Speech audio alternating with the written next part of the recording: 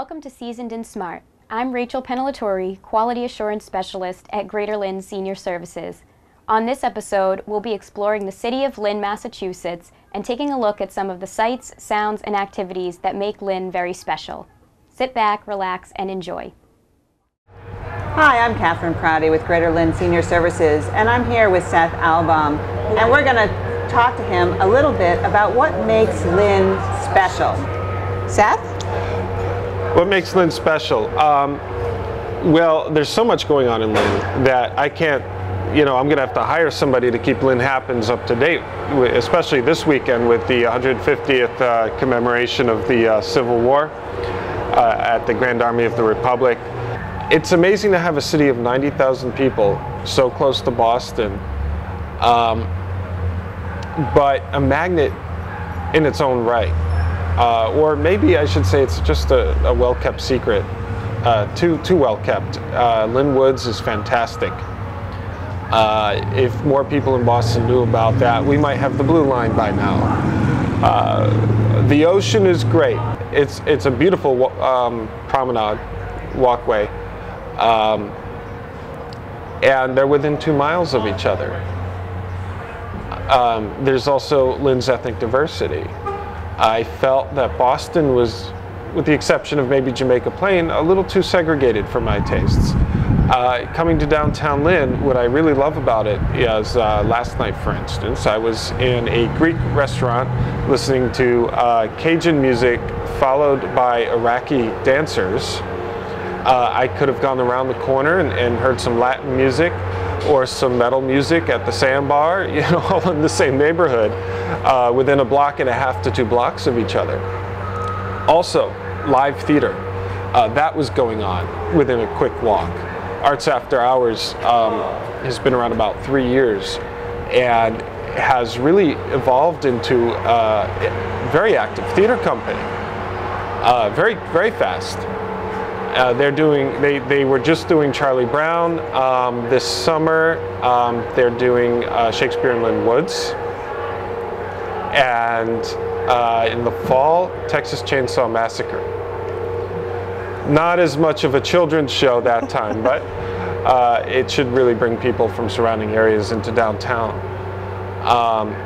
The downtown, what's special about it right now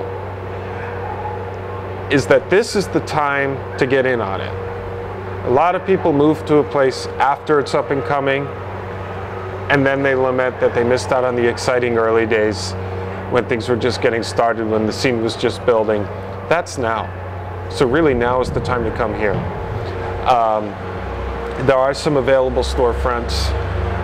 There's a new project coming online at 33 Central that's going to be artists in residence, which is very exciting.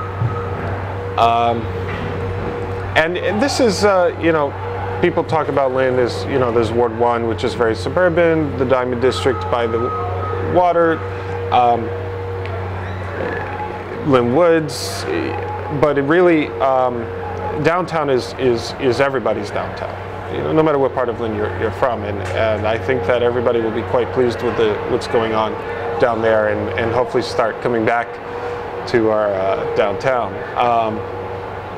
Certainly the folks who've moved to downtown Lynn, many of us not from Lynn, are enjoying it. So you actually have nightlife happenings on your site. So if somebody suddenly wanted to wake up that morning and say, what should I do tonight? Your site actually has some of that information. Yeah, I should say probably 3/4 of it. There are a lot of venues that, I pester them, I give them my card, and I say it's free. They say, yes, thank you, this is great, and then don't follow through. There are others that email me weekly. I try to get everybody, sometimes I'll take a picture of a poster when I'm out, and they'll have their event listed, they don't even know it. So it's about 3/4 of the way there. My goal is to make it so that they're practically, knocking down my door trying to get listed, because the viewership or the readership is there. I check Google Analytics and people are using the site that way, but if I have 100% of the activities Lynn listed, it's going to make it even more valuable, and more people will use it. So right now we're at Fraser Field at the North Shore Navigators. Would you have the North Shore Navigators, for example, their schedule up, or is it more arts focused? No, I had their schedule up for the past 2 years, and I'm going to have their schedule up soon. It's a lot of data entry. There's a lot of games in baseball. Yes.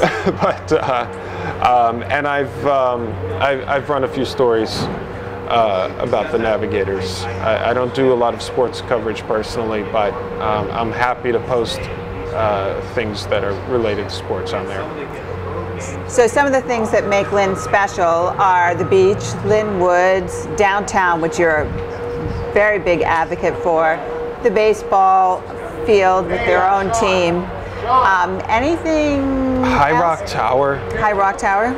It's a beautiful park with a beautiful view, and in my opinion, incredibly underutilized.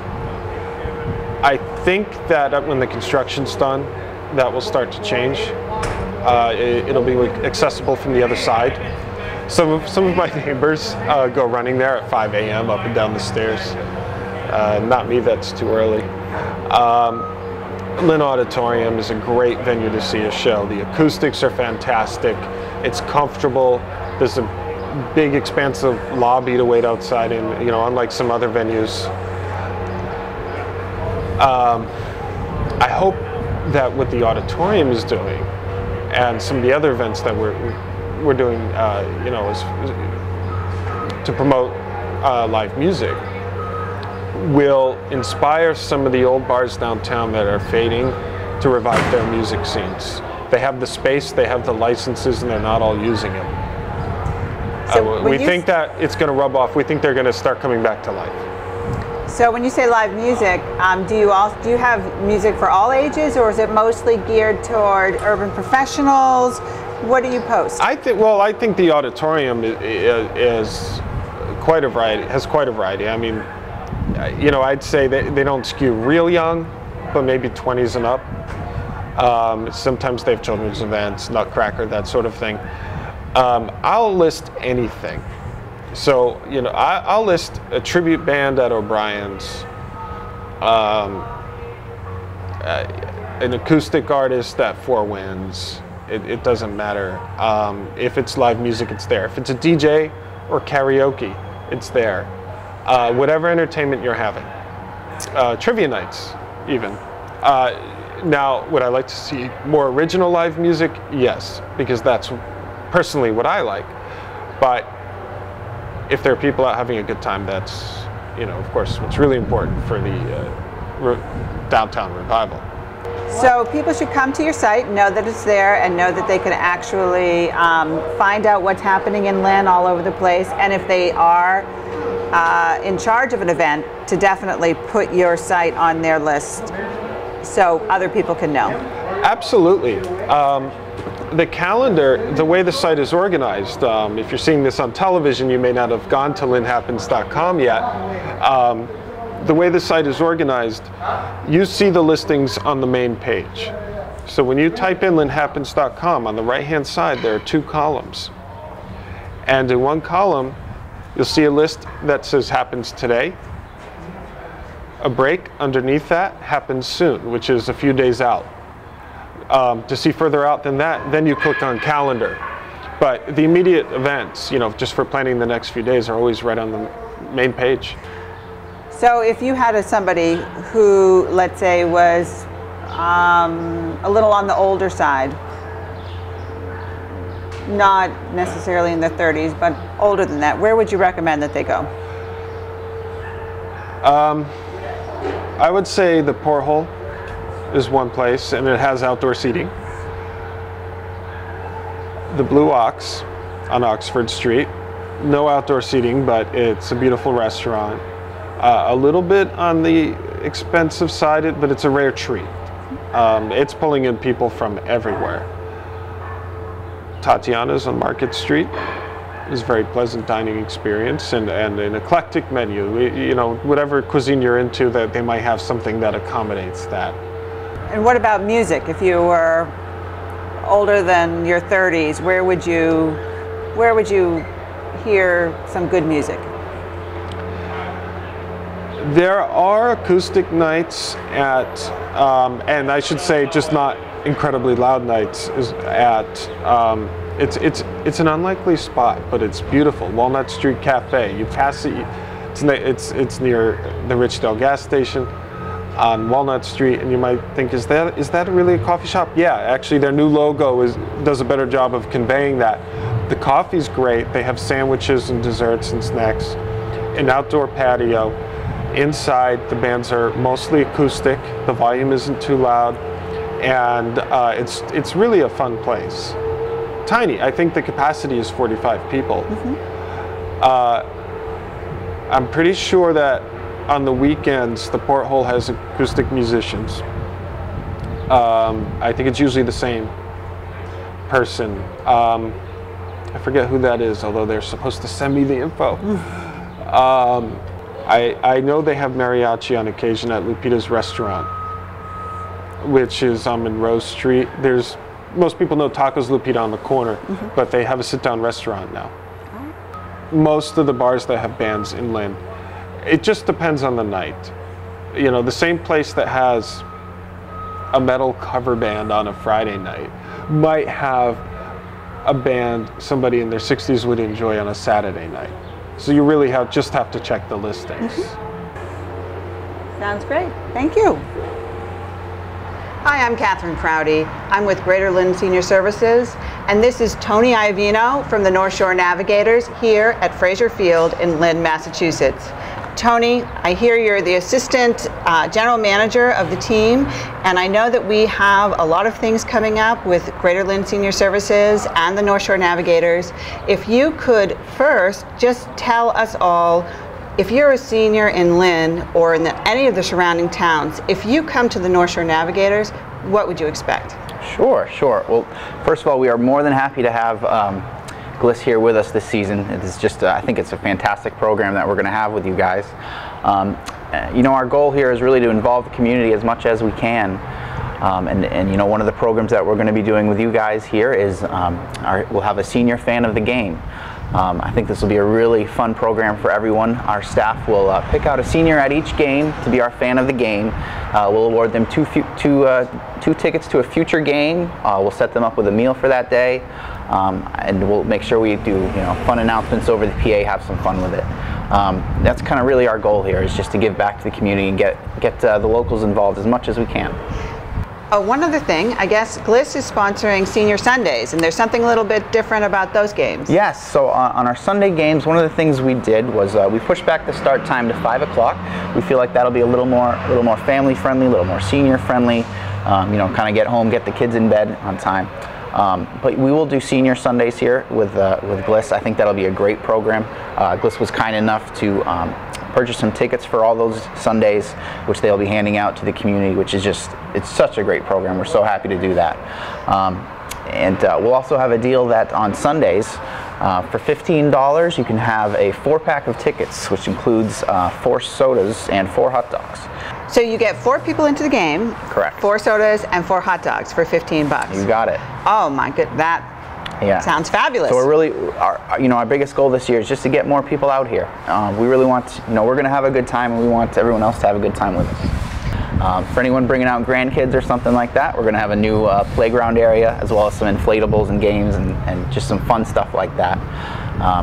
And again, our goal is just to make this an affordable spot, but also a fun spot to get you to keep coming back. For the whole family. Now tell us about what they can expect in terms of food at the park. Sure. We are running our own concessions this year. We're going to try to build on what they've done before. We'll have probably our biggest seller this season will be our dollar hot dogs. We will do dollar hot dogs at every game.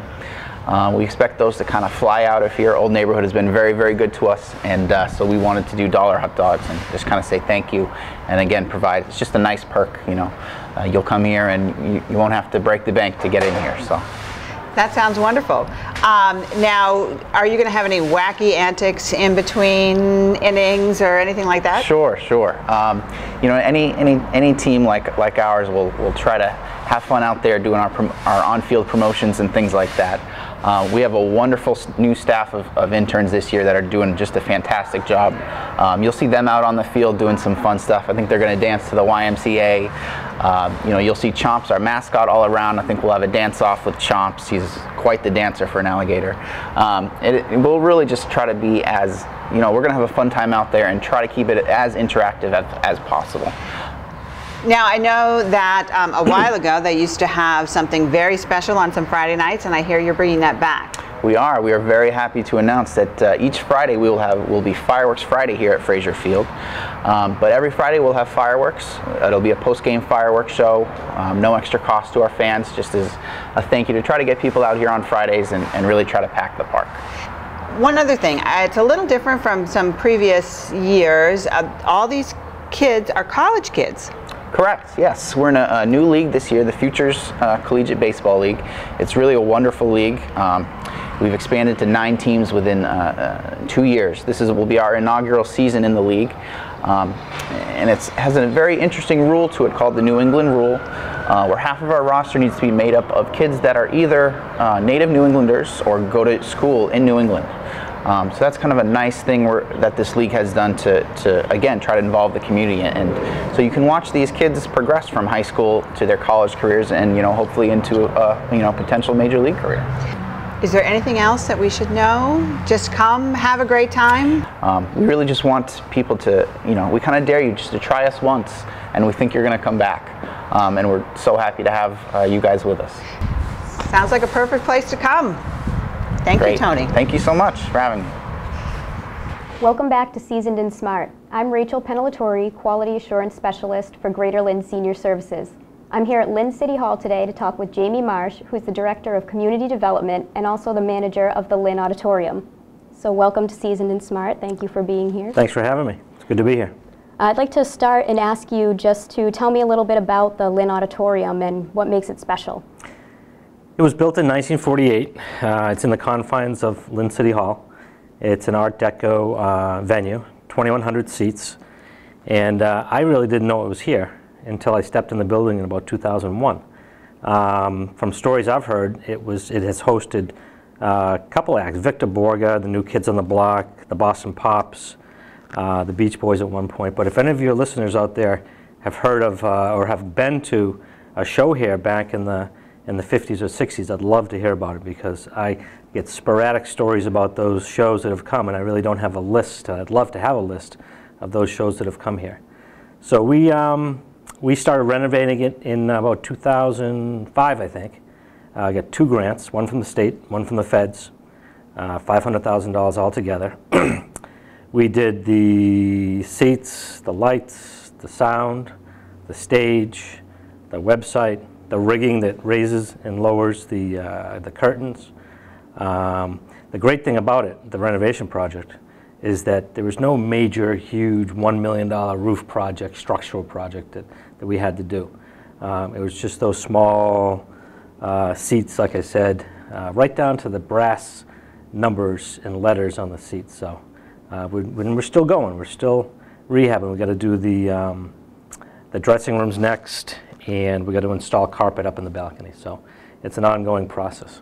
So you have this beautiful new space, and I know I myself just came here in April to see Pat Benatar. Oh, really? And yeah, it's a great show. She's a great performer. Yeah. What are some of the other recent shows that have come to the Lynn Auditorium? Oh, we've had a ton that have come. I mean, Kenny Rogers is coming back in December. We got Jethro Tull, Ian Anderson, which is a huge show, coming in October. We have Boss Skaggs. We're negotiating on that right now. Roger Hudson, who's the voice of Supertramp, is coming. We're looking at Sesame Street Live. We're looking at a host of things. So keep checking the website, www.lynnauditorium.com, and you'll see what's coming next. So if someone gets tickets to a show here, what would you say someone might typically expect, or what's a night out at the Lynn Auditorium? The great thing is I don't know what people expect. I think people expect what they hear out there in other communities, and when they get here, That's a great thing about the auditorium is, Lynn has that perception, and once you come to a venue like Lynn Auditorium and you experience the Boston Pops here with Keith Lockhart, the whole perception changes, and that's a big part of my job as community development director, is to change that perception, and massing 2,000 people in Lynn's downtown on any given night really does a lot to change that perception. And the cool thing about it, in addition to the theatrical and the arts part of it, is the economic spin-off that happens before and after the show. You get again, that's 2,000 people in the downtown, and they're going out either before or afters to the Blue Ox, to Tatiana's, to Brothers Deli, Rolli's experienced at Pat Benatar you went to. I talked to the owner of Rolli's, and he was saying he experienced a 10 to 15% pop in people, customers coming in that night. So it's really neat. So people, getting back to what you asked, what people expect, the people that have come back time and time again are used to it, but that new patron that comes in, they may be a little leery, they may not know what to expect, but once they experience professional ushers, professional performers, professional sound and lights, the acoustics in here. Keith Lockhart actually mentioned the acoustics, wonderful acoustics. They keep coming back. And there was a great article in the Lynn Item recently, and there was 5 quotes, and not one quote was from somebody from Lynn. Somebody from Haverhill, somebody from Rhode Island, somebody from New Hampshire, somebody from Ipswich, and I'm not sure where the other one was from, but that just proves that it's becoming a regional attraction, and getting those people from those other communities to come to Lynn, to downtown Lynn, is huge. It's really great. And so it's great to see the city of Lynn have the foot traffic and be getting the positive attention and the revitalization of the downtown area. So what are some of the other projects going on in Lynn that you know about as the community development? I'll talk a little bit about the resources first. I mean, again, you say what people expect. When you come to Lynn and you realize what we have for amenities and where we're located, nothing against Lowell, Lawrence, Holyoke, Springfield, Worcester, but they're really in the middle of nowhere. Lynn's on the waterfront, 10 minutes to Boston. We've got great resources. We've got a woods that's larger than Central Park in New York City.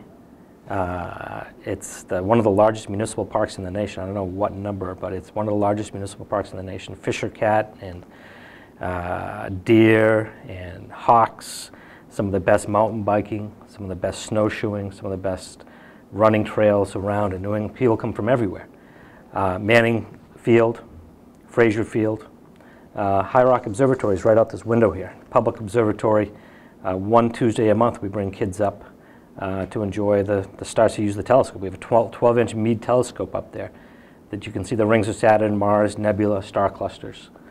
Waterfront. On one side of our waterfront, Lynn Shore Drive, gorgeous expanse of walkway. We put concerts on out there with the Friends of Lynn and Nahant Beach. You can walk, you can jog. On the other side, all I can say is it's potential. We've moved the power lines off the waterfront with EDIC, and as the economy ticks upwards, I think we've positioned ourselves to really go some transformation on the waterfront. We're working on dredging Lynn Harbor. We're working on access to the waterfront. We're working on some environmental issues, so there's a lot happening on our waterfront. Gannon Golf Course. I'd rather play Gannon Golf Course than Tedesco, than any private course in Massachusetts. It's a jewel. It's one of the best public golf courses. It rivals all the private golf courses, I'd say. So those are some of the things that we have. We're working on, again, we're working on the downtown. We're just designated an arts and cultural district. We're going to bring in artists, loft space, EDICs, renovating the old Arnold Stationery store, $1.7 million worth of investment down there.